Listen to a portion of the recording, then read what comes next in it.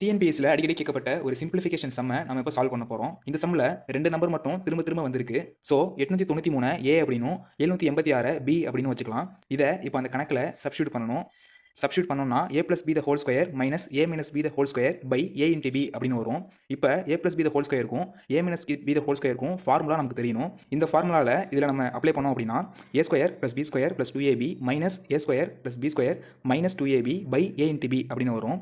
இதில் a square plus B square plus 2ab எழுதிட்டு இங்கே மைனஸ் இருக்குது, இது plus A square, so minus into plus minus A square அப்படின்னு வரும். இங்கே ப்ளஸ் பி ஸ்கொயர் இருக்குது, so minus into plus minus B square. இங்கே மைனஸ் 2ab இருக்குது, so minus into minus plus, so plus 2ab அப்படின்னு போட்டு பை ஏ இன்ட்டு பி அப்படின்னு வந்துடும்.